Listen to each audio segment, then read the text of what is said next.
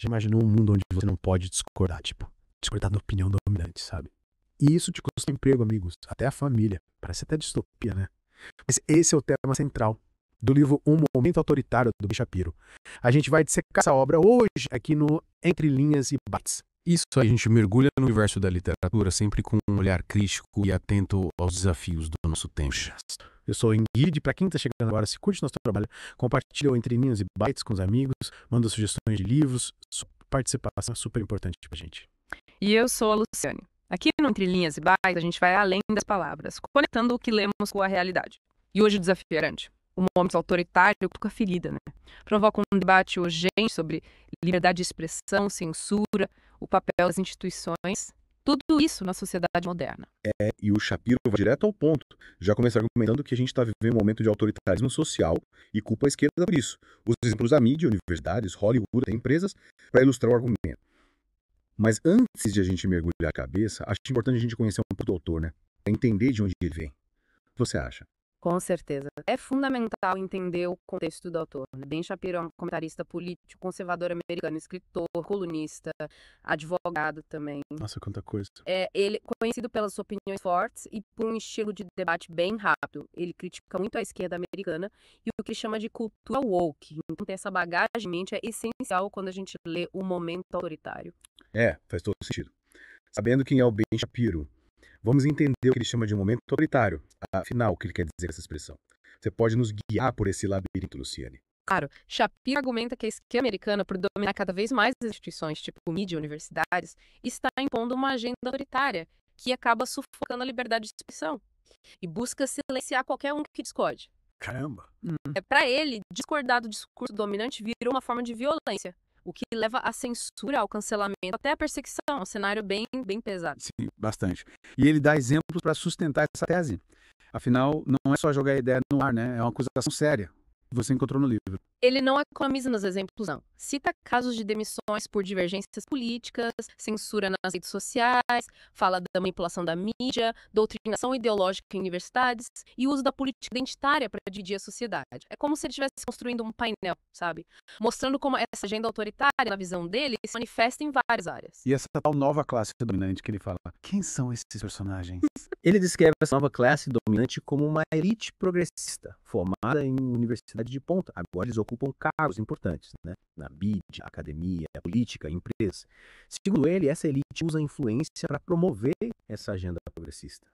Muitas vezes isso vai contra a liberdade de expressão e a diversidade de opiniões. Ou seja, eles ditam o que é certo pensar e falar. Exatamente. E como eles fazem isso? Como eles controlam a narrativa, digamos assim. Shapiro argumenta que essa nova classe dominante está, de forma sistemática, alterando as normas e valores das instituições americanas. Ele usa um termo, renormalização, para descrever esse processo de mudança. E essa mudança molda a cultura americana de maneira profunda. É como se estivessem reescrevendo as regras do jogo. Entendi. Então essa nova classe dominante está ligada diretamente com essa renormalização das instituições que o Shapiro discute. Exatamente. Ele diz que essa elite progressista está de maneira sistemática, redefinindo as normas, os valores das instituições americanas, desde a mídia, as universidades até as grandes empresas. E usa esse termo renormalização para descrever esse processo, que é gradual, sutil e muitas vezes acontece sem a gente perceber. Tipo, a bússola moral da sociedade está sendo recalibrada sem que a maioria perceba. É interessante. Ele está basicamente dizendo que as instituições americanas eles estão sendo reprogramadas com uma nova visão de mundo. Ele mostra como essa renormalização acontece na prática. Que exemplos ele usa? Ele dá vários exemplos. Um deles é o que ele chama de efeito bleed over na ciência. Ele argumenta que, ao permitir que cientistas se pronunciem sobre política fora da área deles, a ideologia acaba contaminando a pesquisa, restringindo o que pode ser pesquisado e questionado. É como se a ciência, que deveria ser neutra, estivesse sendo usada para promover agendas políticas. Efeito Bidover na ciência.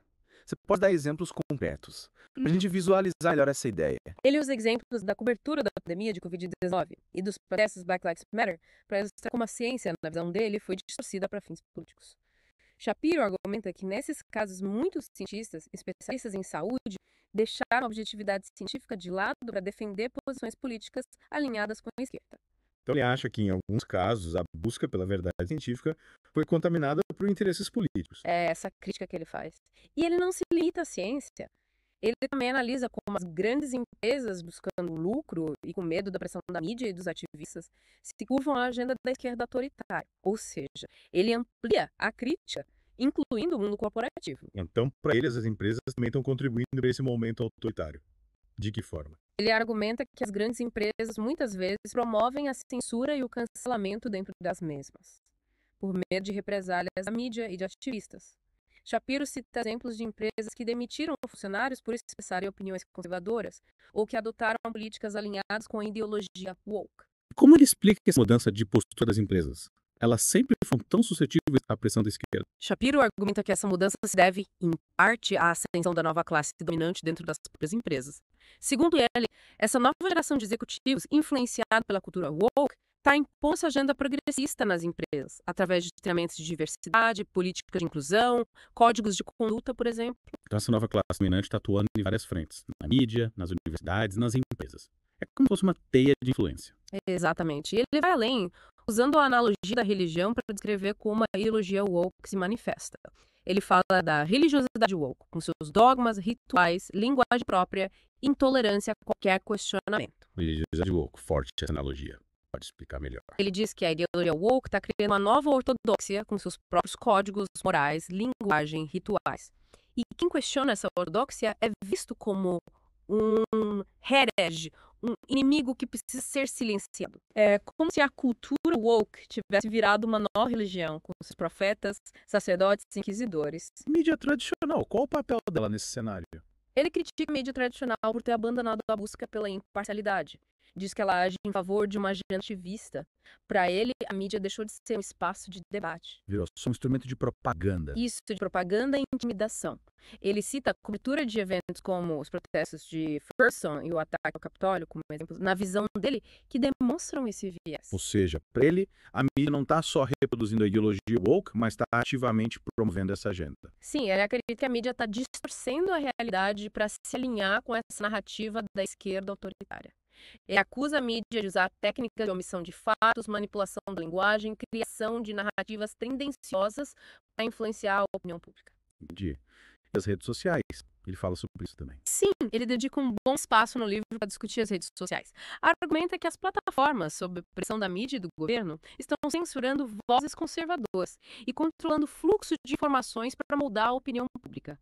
Para ele, as empresas de tecnologia estão se curvando à pressão política para restringir a liberdade de expressão nas plataformas. E ele cita exemplos de casos de censura, manipulação de algoritmo. Ou seja, as empresas de tecnologia estão virando uma espécie de grande irmão, controlando o que as pessoas podem ver e dizer online. Exatamente. Ele argumenta que essas empresas estão decidindo o que é verdade, o que é fake news, e usando esse poder para silenciar qualquer um que discorde da narrativa dominante. Shapiro pinta um quadro bem preocupante. A liberdade de expressão sob ataque. E o que ele propõe? Tem alguma luz no fim do túnel? Ele argumenta que a chave para vencer essa batalha cultural é a gente não se curvar à censura e à intimidação, e ter a disposição de defender os princípios da liberdade individual e da livre expressão. Então, para ele, a solução está na resistência individual. A coragem de se expressar e defender seus valores. Exatamente. Ele encoraja os americanos a terem coragem de se expressar, de questionar a narrativa dominante, de lutar pela liberdade de expressão. Ele acredita que a chave para vencer essa batalha cultural é a gente não se curvar à censura, à intimidação, e ter a disposição de defender os princípios da liberdade individual e da livre expressão. É uma mensagem forte, sem dúvida, e polêmica, claro. O livro Shapiro, com certeza, levanta questões importantes sobre a liberdade de expressão hoje em dia e o papel das instituições na sociedade moderna. E você, o que te impactou nesse livro? O que me impactou bastante foi como ele conecta a ascensão da nova classe dominante com a erosão da liberdade de expressão. Ele argumenta que essa elite progressista está usando sua influência nas instituições para impor uma visão de mundo homogênea, sabe? E silenciar qualquer tipo de crítica, de discordância. É como se a liberdade de expressão estivesse sendo sufocada por uma elite que não tolera a diversidade de opiniões. É um ponto crucial, sem dúvida. E você acha que ele tem razão. Será que a gente está caminhando para um futuro onde a liberdade de expressão vai ser sacrificada em nome de uma suposta justiça social? Essa é a grande questão. E o livro do Shapiro, gostemos ou não das conclusões dele, nos força a confrontar essa questão. E você, o que te chamou a atenção? O que me impressionou foi como ele descreve esse processo de renormalização das instituições. Ele argumenta que essa mudança de normas, de valores, está acontecendo de forma gradual, sutil, muitas vezes sem ele perceber. Essa é uma observação perspicaz. Merece nossa atenção. Será que a gente está realmente consciente das mudanças que estão acontecendo nas instituições? Nas instituições que moldam a nossa sociedade. É verdade. Ele nos convida a abrir os olhos, a prestar atenção nessas mudanças, questionar as narrativas dominantes e defender os valores da liberdade individual. É um chamado à ação que a gente não pode ignorar. Mas, antes da gente partir para a ação, que tal a gente destrinchar um pouco mais as ideias do Shapiro? Ele faz umas analogias bem interessantes para ilustrar os pontos dele. Qual você achou mais marcante? Eu acho que a analogia da religiosidade woke é uma das mais fortes. Ele argumenta que a ideologia woke está se tornando um sistema de crenças, tão rígido, tão inquestionável quanto algumas religiões. Ele chega a dizer que a cultura woke está criando uma nova classe de sacerdotes, de hereges, com seus próprios tribunais de inquisidores nas redes sociais. Nossa, é uma crítica bem ácida, sem dúvida. Mas ele argumenta que essa cultura woke está se tornando cada vez mais autoritária, usando a censura, o cancelamento, a intimidação para silenciar qualquer tipo de oposição. E ele dá exemplos concretos para sustentar essa crítica. Sim, Ele cita vários exemplos de pessoas que foram canceladas por expressarem opiniões consideradas heréticas pela cultura woke. Professores universitários que perderam emprego, artistas que foram boicotados, escritores que foram censurados. Ele argumenta que essa cultura do cancelamento está criando um clima de medo e autocensura, onde as pessoas têm medo de expressar suas opiniões por medo de represálias. E ele se aprofunda na questão da censura nas redes sociais. Afinal, as redes sociais têm um papel fundamental na comunicação hoje em dia, né? Sim, ele dedica um capítulo inteiro à censura nas redes sociais. Ele argumenta que as grandes empresas de tecnologia, tipo Facebook, Twitter e Google, estão se tornando cada vez mais poderosas, né? E estão usando esse poder para controlar o fluxo de informações e censurar vozes conservadoras. E ele apresenta evidências para sustentar essa acusação. Afinal, essas empresas negam que estejam censurando seus usuários. Ele cita vários exemplos de contas que foram suspensas ou banidas por expressarem opiniões conservadoras, além de casos de algoritmos que foram manipulados para favorecer conteúdo de esquerda e prejudicar conteúdo de direita. Ele argumenta que essa censura nas redes sociais é uma ameaça à liberdade de expressão e à democracia. Ou seja, ele está basicamente dizendo que as grandes empresas de tecnologia estão se tornando uma espécie de ministério da verdade, controlando o que as pessoas podem ver, ler e ouvir. Exatamente. Ele argumenta que essas empresas estão decidindo qual informação é verdadeira e qual informação é falsa, e estão usando esse poder para silenciar qualquer tipo de dissidência. É uma acusação bem grave, sem dúvida. E ele propõe alguma solução para esse problema. Afinal, a gente não pode simplesmente ficar de braços cruzados enquanto a liberdade de expressão está ameaçada. Ele defende a criação de leis que impeçam as empresas de tecnologia de censurar seus usuários com base em suas opiniões políticas. Ele argumenta que a liberdade de expressão é um direito fundamental que deve ser protegido tanto no mundo real quanto no mundo virtual. Ou seja, ele está propondo uma regulamentação das redes sociais para garantir a liberdade de expressão. Exatamente. Ele argumenta que a liberdade de expressão é um direito fundamental que deve ser protegido tanto no mundo real quanto no mundo virtual. É uma proposta polêmica, sem dúvida. Mas ele argumenta que a liberdade de expressão está sob ataque e que a gente precisa tomar medidas para protegê-la. E ele não se limita às redes sociais. Ele também critica a mídia tradicional por ter abandonado a busca pela imparcialidade em favor de uma agenda ativista. Ele argumenta que a mídia tradicional se tornou um braço da esquerda autoritária, promovendo a cultura woke e silenciando qualquer tipo de oposição. E ele apresenta exemplos concretos para sustentar essa crítica. Sim, ele cita diversos exemplos de reportagens tendenciosas, omissão de fatos e manipulação da linguagem por parte da mídia tradicional. Ele argumenta que a mídia está de forma deliberada distorcendo a realidade para se alinhar com a narrativa da esquerda autoritária. Ele parece bem cético em relação à imparcialidade da mídia. Ele argumenta que a imparcialidade é um mito, que todo jornalista tem seus próprios vieses e que a objetividade total é impossível de ser alcançada. Mas ele defende que os jornalistas devem, pelo menos, tentar ser justos e equilibrados em suas reportagens, apresentando todos os lados da história. Ou seja, ele está defendendo um jornalismo mais honesto e transparente, que reconheça seus próprios viés e se esforce para apresentar todas as perspectivas. Exatamente. Ele argumenta que a mídia tem um papel fundamental na democracia e que precisa recuperar a confiança do público. E, para isso, precisa ser mais honesta e transparente. Ele parece bem preocupado com o futuro da democracia, né? Diante do avanço que ele chama de momento autoritário. Ele argumenta que a democracia está em risco quando a liberdade de expressão é ameaçada, quando a mídia se torna um instrumento de propaganda e quando as instituições são controladas por uma elite que não tolera a diversidade de opiniões. Shapiro nos apresenta um cenário bem sombrio. Mas ele também nos oferece um caminho para resistir a esse momento autoritário. Ele nos conclama a ter coragem de nos expressar, a questionar as narrativas dominantes e a defender os valores da liberdade individual. Ele nos lembra que a liberdade não é um presente, mas uma conquista que precisa ser defendida a cada dia, e que o silêncio diante da tirania é uma forma de cumplicidade. É uma mensagem poderosa e inspiradora. Shapiro nos convida a sermos protagonistas da nossa própria história, a lutarmos pelos nossos direitos e a não nos deixarmos silenciar pelo medo. E você, qual foi o ponto mais marcante do livro? O que mais te fez refletir? O que mais me impactou foi a ênfase que ele dá na importância da coragem. Ele argumenta que a chave para vencer essa batalha cultural é ter coragem. A coragem de se expressar, de questionar o status quo, de defender os valores da liberdade individual. Em tempos de cultura do cancelamento e de tanta polarização, a coragem é um atributo essencial para quem quer defender a liberdade de expressão e o debate aberto de ideias. Concordo plenamente. Sem coragem, a liberdade de expressão se torna uma mera abstração, uma promessa vazia. A gente precisa ter a coragem de usar nossa voz, de defender nossas ideias e de lutar por um mundo onde a liberdade de expressão seja um valor fundamental. E você, o que achou mais instigante nesse mergulho em um momento autoritário? Um dos pontos mais instigantes para mim foi a crítica que ele faz ao conceito de microagressão. Ele argumenta que essa ideia está sendo usada para censurar qualquer tipo de crítica de discordância, sabe? Criando um ambiente de hipersensibilidade e intolerância. A cultura da microagressão está transformando qualquer crítica em um ataque pessoal, inibindo o debate aberto de ideias à livre expressão. E ele se aprofunda nessa crítica. Afinal, o conceito de microagressão é bastante difundido hoje em dia, especialmente em ambientes acadêmicos e corporativos. Ele argumenta que a cultura microagressão está criando um clima de medo e autocensura. As pessoas têm medo de dar sua opinião, com medo de serem acusadas de microagressão.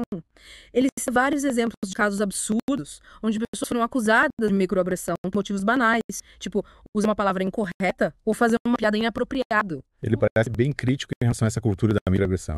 Ele argumenta que essa cultura está levando ao extremo a ideia de politicamente correto, criando um ambiente de intolerância e censura. Ele defende que a gente precisa ter a liberdade de expressar nossas opiniões sem medo de ser punido por isso. É um ponto crucial, sem dúvida. A liberdade de expressão é um direito fundamental que precisa ser protegido, mesmo quando as opiniões expressas são polêmicas ou ofensivas. E para você, o que achou mais preocupante no livro? O que mais me preocupou foi a descrição que ele faz da doutrinação ideológica nas universidades.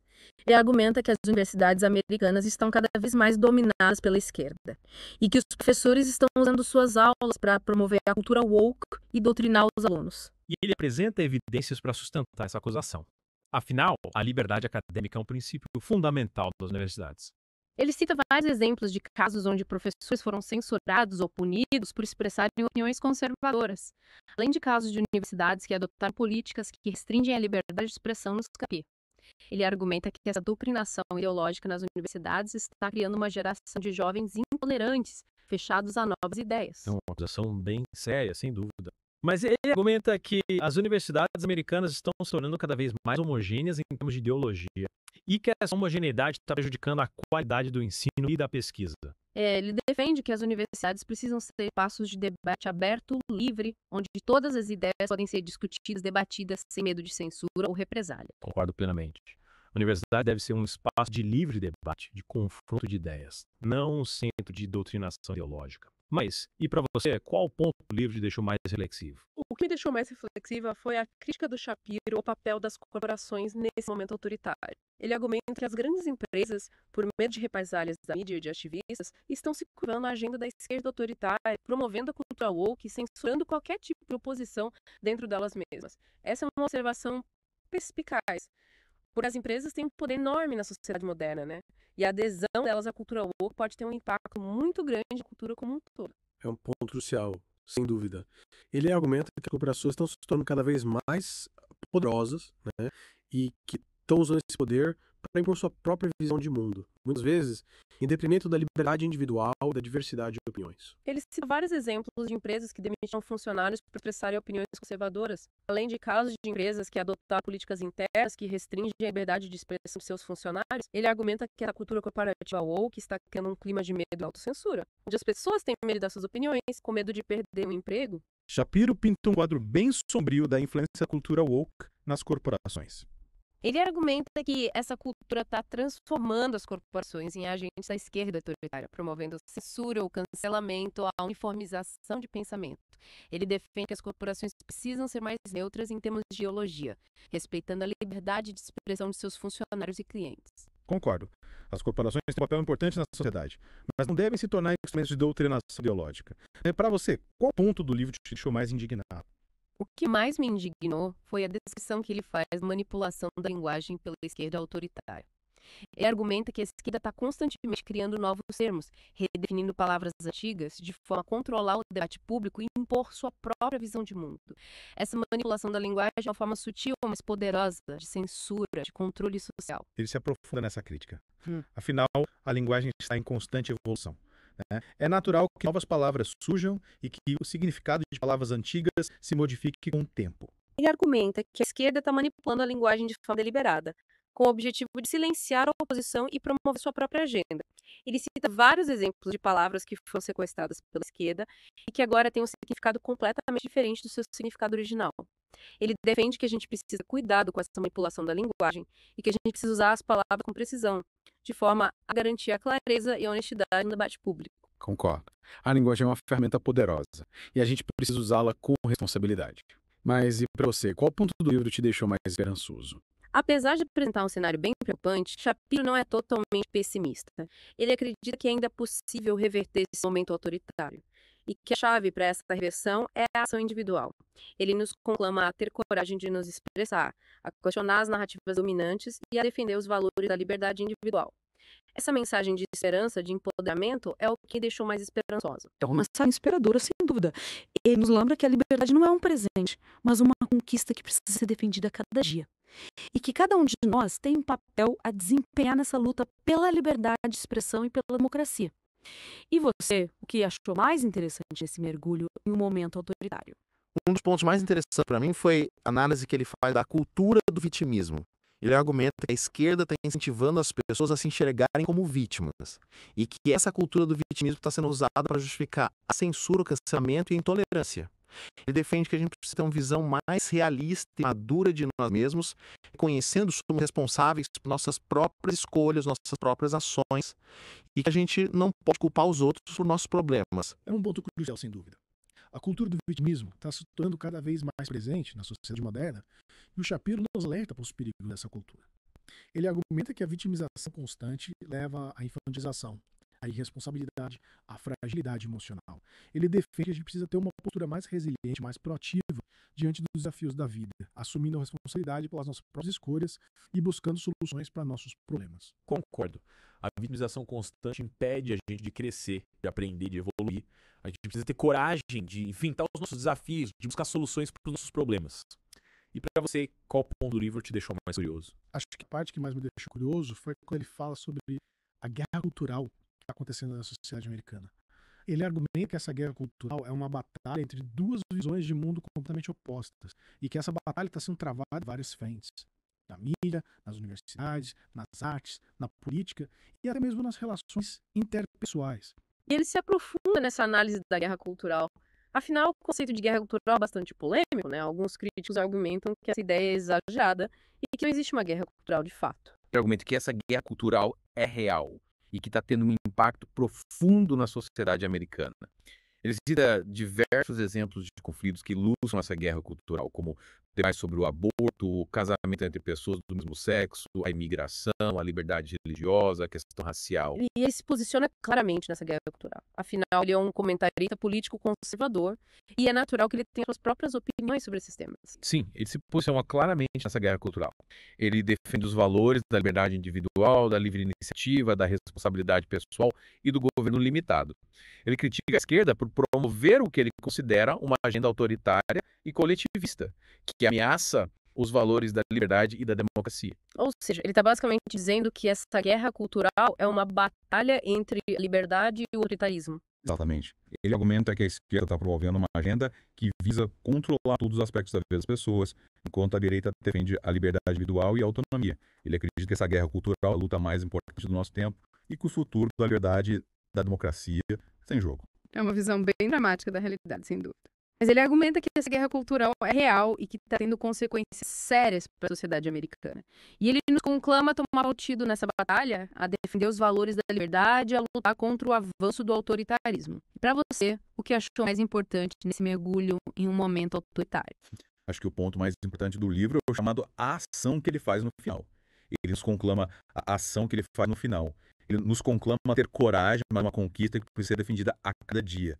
E que o futuro da liberdade e da democracia depende da nossa disposição de lutar por esses valores. É uma mensagem poderosa, sem dúvida. Ele nos lembra que a liberdade é um valor precioso e que a gente precisa estar disposto a defendê-la, mesmo quando isso exige coragem e sacrifício. E para você, qual a principal lição que a gente pode tirar desse livro?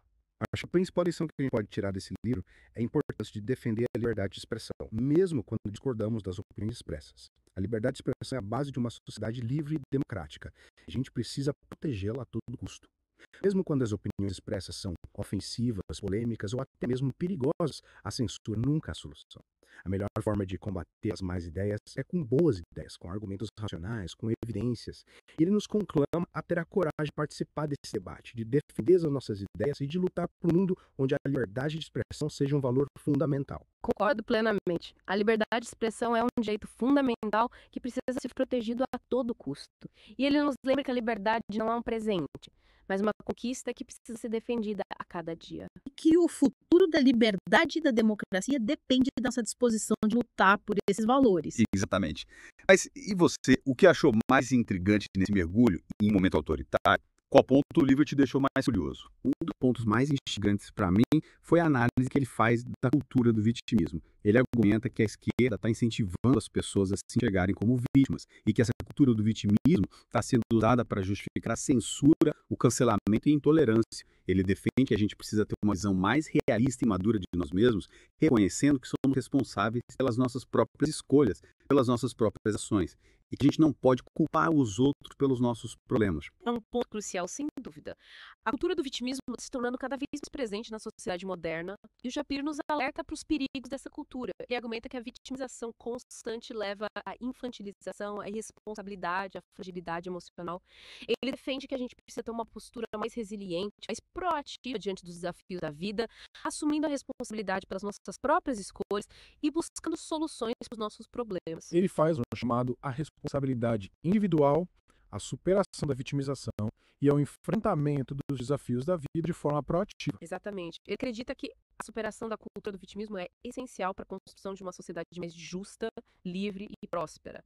Ele argumenta que a gente precisa ter a coragem de enfrentar os nossos desafios e de buscar soluções para os nossos problemas, sem cair na armadilha da vitimização e do ressentimento. E ele também critica a manipulação da linguagem pela esquerda. Como ele vê esse fenômeno? Ele argumenta que a esquerda está constantemente criando novos termos, redefinindo palavras antigas, de forma a controlar o debate público e impor sua própria visão de mundo.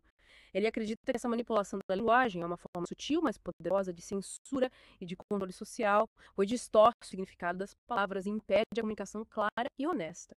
Ele vê essa manipulação da linguagem como uma tática deliberada da esquerda para silenciar a posição e controlar a narrativa. Sim, ele acredita que a esquerda está usando a linguagem como uma arma para promover sua agenda e silenciar aqueles que discordam dela. E ele argumenta que essa manipulação da linguagem é perigosa, pois impede o debate honesto de ideias e a busca pela verdade. E o que ele propõe para combater essa manipulação da linguagem?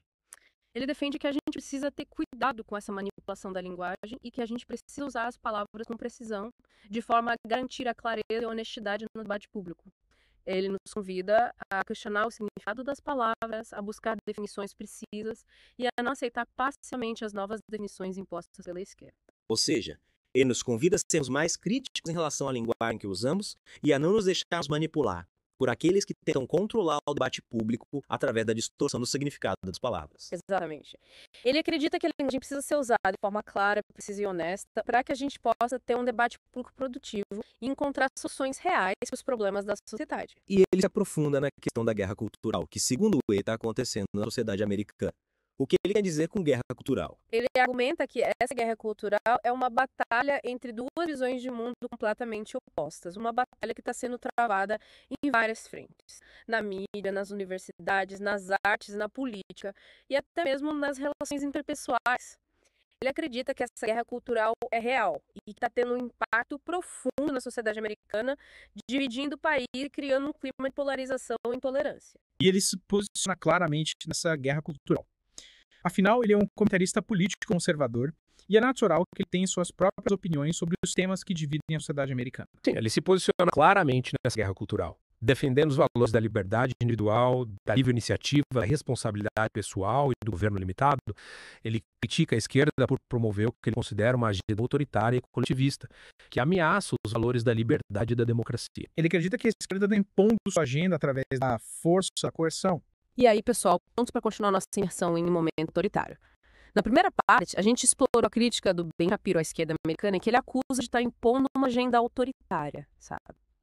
Que acaba sufocando a liberdade de expressão. Deu vários exemplos da mídia, das universidades, das grandes empresas, para ilustrar como essa agenda, na visão dele, está se espalhando pela sociedade americana. É verdade. Shapiro argumenta que essa agenda autoritária se manifesta de várias formas, né? Censura nas redes sociais, cancelamento de pessoas por expressarem opiniões conservadoras, doutrinação ideológica nas universidades e a manipulação da linguagem. Para ele, essa mudança de normas, valores nas instituições americanas é um processo que ele chama de renormalização. E um dos exemplos mais interessantes que ele usa para ilustrar essa renormalização é o que ele chama de efeito Blidover na ciência. Você lembra disso? Sim, claro. Shapiro argumenta que esse efeito Blidover acontece quando a ideologia política contamina a pesquisa científica, restringindo o que pode ser pesquisado, questionado. Ele cita como exemplo a cobertura da pandemia de Covid-19 e dos protestos Black Lives Matter, onde, segundo ele, muitos cientistas e especialistas em saúde pública deixaram de lado a objetividade científica para defender posições políticas alinhadas com a esquerda. Entendi. Ele argumenta que a ciência acabou sendo usada para fins políticos em detrimento da busca pela verdade e da saúde pública. E você acha que ele tem razão? A gente consegue ver esse efeito Blidover em ação nesses casos. É complicado. A ciência, como qualquer área do conhecimento, né? Não está imune a vieses e influências. Mas separar o que é legítimo debate científico do que é ideologia disfarçada de ciência é um desafio e tanto. A questão, para ele, é que a ciência, que deveria ser imparcial, baseada em evidências, está sendo usada como um instrumento para promover agendas políticas. Isso pode ter consequências sérias, como a erosão da confiança pública na ciência. Faz sentido? Se a gente começa a duvidar da ciência por causa de interferências políticas, isso pode ter um impacto enorme em várias áreas, né? Saúde pública, meio ambiente, até desenvolvimento tecnológico. E essa crítica do Shapiro não se limita à ciência. Ele também critica a mídia tradicional, acusando de ter abandonado a busca pela imparcialidade em favor de uma agenda ativista. Ele argumenta que a mídia tradicional virou um braço da esquerda, promovendo cultura woke, silenciando qualquer tipo de oposição.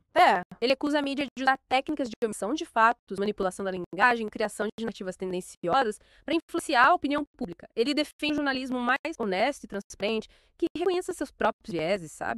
Que se esforce para apresentar todos os lados da história. E como ele sugere que a mídia faça isso? Como ser mais transparente em relação aos próprios vieses? Ele defende, por exemplo, que os jornalistas sejam mais explícitos sobre suas posições políticas e que os veículos de comunicação ofereçam uma maior diversidade de perspectivas, dando espaço para vozes que tradicionalmente são silenciadas, marginalizadas. Ele acredita que a transparência, a pluralidade de vozes são essenciais para um jornalismo mais confiável, mais democrático. É um ponto interessante. Mas será que é realista esperar que os jornalistas sejam totalmente transparentes em relação aos seus vieses? Afinal, todo mundo tem suas próprias opiniões, perspectivas. E é difícil se livrar completamente delas na hora de reportar os fatos. Verdade. Mas ele argumenta que, mesmo que a imparcialidade total seja impossível, os jornalistas devem, pelo menos, se esforçar para serem justos e equilibrados, apresentando todos os lados da história, dando voz aos diferentes pontos de vista. Ele acredita que a busca pela imparcialidade, mesmo sendo um ideal inalcançável, é fundamental para a credibilidade do jornalismo e para o funcionamento da democracia. E um dos pontos mais polêmicos do livro, sem dúvida, é a crítica do Shapiro às redes sociais. Ele acusa as grandes empresas de tecnologia, como Facebook, Twitter e Google, de censurarem vozes conservadoras, e de controlarem o fluxo de informações para moldar a opinião pública. Ele argumenta que essas empresas estão se curvando à pressão da esquerda para restringir a liberdade de expressão das plataformas. Sim. Ele usa exemplos de casos de censura, manipulação de algoritmo para sustentar essa crítica.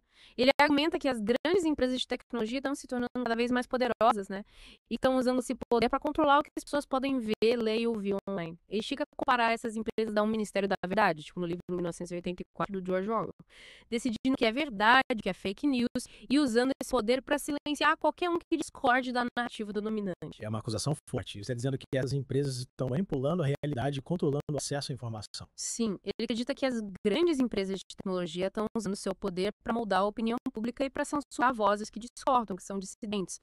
Ele argumenta que essa censura nas redes sociais é uma ameaça à liberdade de expressão, à democracia, porque limita o debate público e impede que as pessoas tenham acesso a diferentes pontos de vista. E o que ele propõe para combater essa censura nas redes sociais. Ele defende a criação de leis que impeçam as empresas de tecnologia de censurar seus usuários com base em suas opiniões políticas.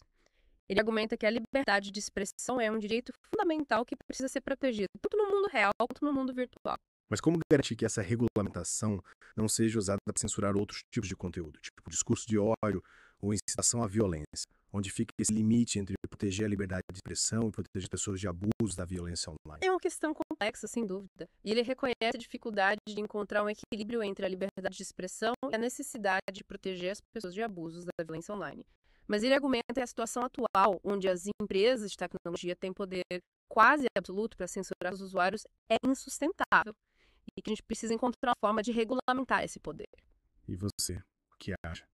É possível regular as redes sociais sem comprometer a liberdade de expressão? É um debate difícil. Por um lado, as empresas de tecnologia têm o direito de estabelecer suas próprias regras e de remover conteúdo que viole essas regras, tipo discurso de ódio, incitação à violência, propagação de notícias falsas. Por outro lado, a censura arbitrária, a manipulação de algoritmos para favorecer certas visões de mundo em detrimento de outras, representam uma ameaça à liberdade de expressão e ao debate democrático. Encontrar o ponto de equilíbrio entre esses dois valores é fundamental. Concordo. E o Shapiro argumenta que essa ameaça à liberdade de expressão está vindo principalmente da esquerda, que ele acusa de estar impondo uma agenda autoritária que visa silenciar qualquer tipo de oposição. Ele usa a analogia da religião para descrever essa agenda, que chama de religiosidade woke. O que você acha dessa comparação? É uma analogia forte, sem dúvida, e polêmica também, né?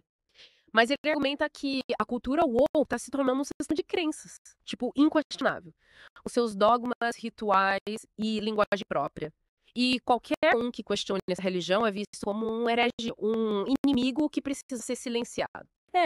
Ele acredita que a cultura woke está criando um clima de medo, de autocensura, onde as pessoas têm medo de expressar suas opiniões por medo de represálias. Ele chega a comparar essa cultura woke à Inquisição ou aos julgamentos de bruxas da Idade Média. Sim, ele usa essas analogias para ilustrar o que ele vê como uma tendência crescente de intolerância, de punição para quem se desvia da ortodoxia woke. Ele argumenta que a cultura do cancelamento é um exemplo extremo dessa intolerância, onde pessoas são punidas, humilhadas, excluídas por expressarem opiniões que vão contra a cartilha da cultura woke. E ele vai além da crítica à cultura woke.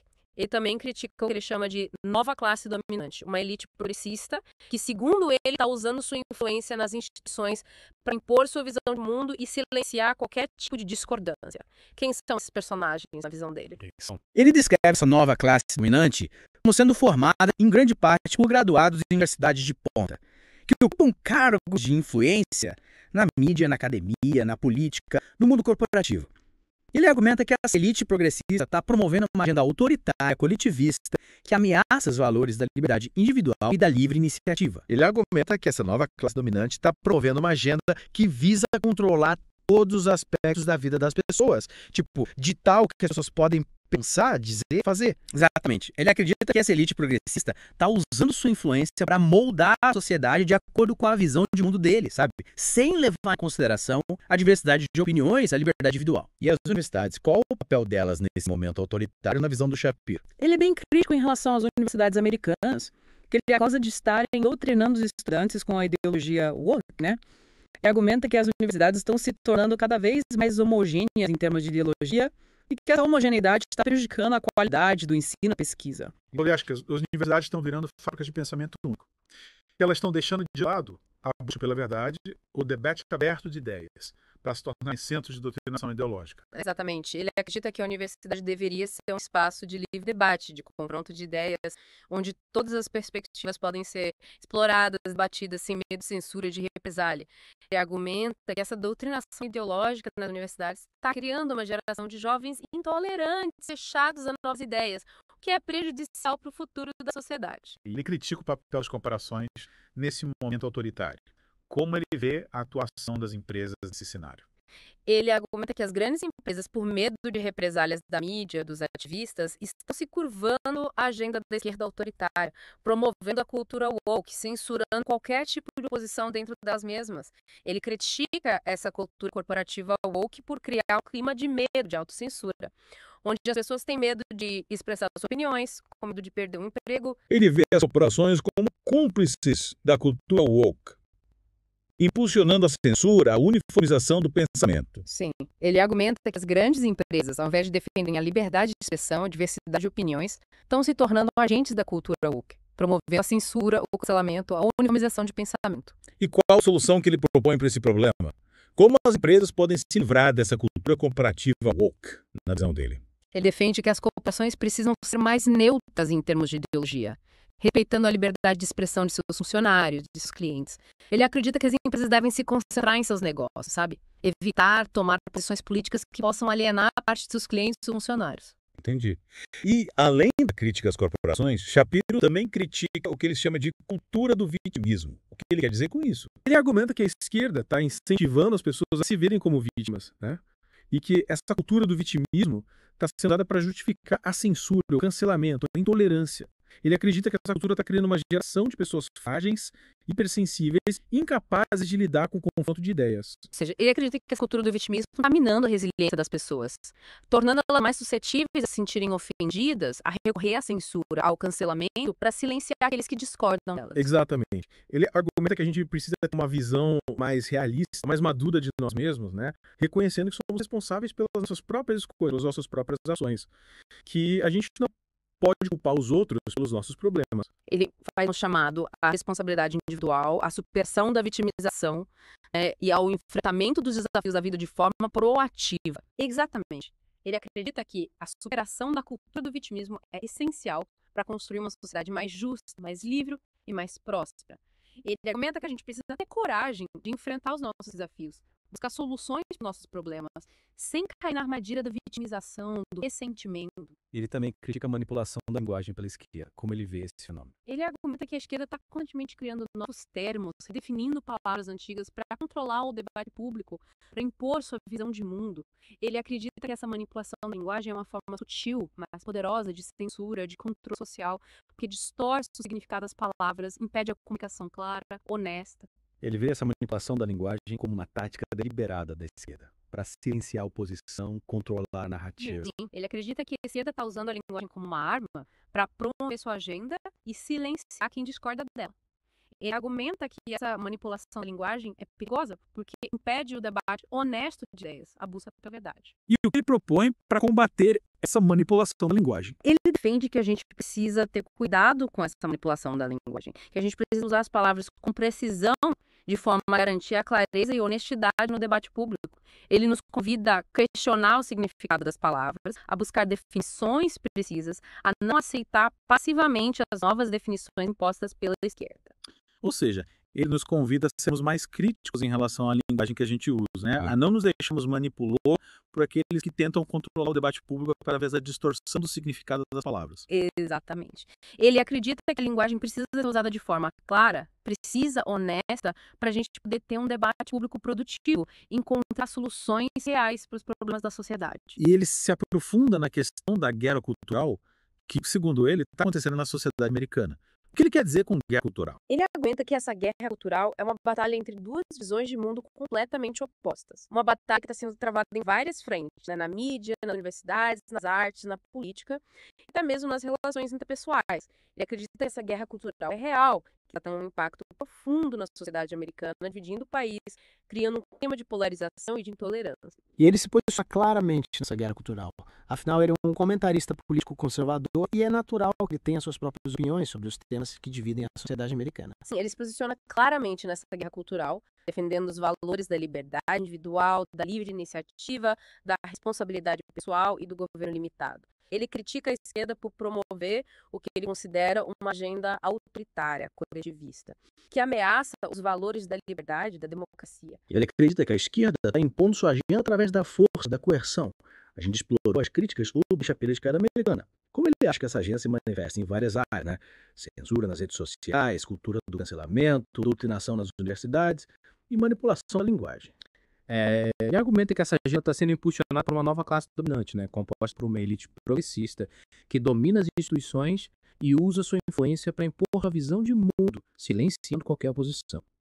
A gente viu também as críticas dele ao efeito bleed-over na ciência, onde a ideologia política contamina a pesquisa, e também como ele criticou a mídia tradicional por ter abandonado a busca pela imparcialidade em favor da agenda ativista. É verdade.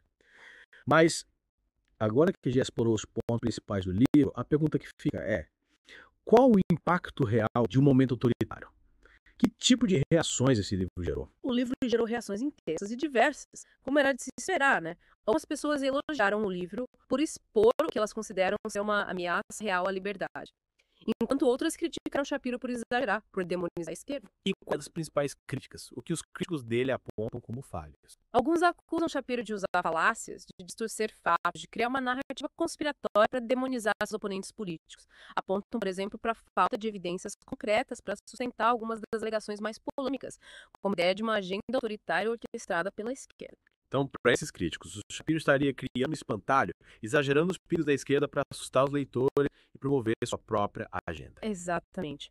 Eles argumentam que ele está simplificando a realidade, reduzindo a complexidade do debate político a uma batalha maniqueísta entre o bem e o mal, onde a esquerda é sempre vilã. Entendi. E o que dizem aqueles que defendem o livro? O que os fãs do Shapiro destacam? Outros argumentam que ele está certo em soar o alarme sobre os perigos do autoritarismo da esquerda, e que as críticas dele, embora polêmicas, são válidas e necessárias. Apontam, por exemplo, os tipos de censura nas redes sociais, de intolerância nas universidades e manipulação da linguagem pela mídia, que para eles corroboram as preocupações do Shapiro. Ou seja, para esses leitores, o Shapiro está só expondo uma realidade incômoda que muitos preferem ignorar. Ele está dando voz a um grupo de pessoas que se sentem silenciadas, marginalizadas pela cultura woke. Sim, muitos leitores se identificam com as críticas dele e se sentem representados pela defesa da liberdade de expressão, responsabilidade individual e pelos valores mais tradicionais. Para esses leitores, o momento autoritário é um chamado ação, sabe? Um incentivo para que as pessoas se engajem na luta contra o que eles enxergam como uma ameaça à liberdade e à democracia. É interessante como o livro pode gerar reações tão diversas, tão polarizadas, né? Parece que o momento autoritário tocou num ponto sensível da sociedade americana. Expôs as divisões profundas que existem hoje em relação a temas como liberdade de expressão, justiça social, o papel das instituições. É verdade, o livro é um reflexo do nosso tempo, um tempo marcado pela polarização política, a ascensão das redes sociais, a crise das instituições tradicionais, né? E pelo questionamento dos valores das narrativas dominantes. Tempos complexos. E você, o que achou da recepção do livro? Você acha que o Shapiro conseguiu gerar um debate produtivo? Eu acho que o livro, gostemos ou não das conclusões, ele conseguiu provocar um debate sobre temas importantes e urgentes.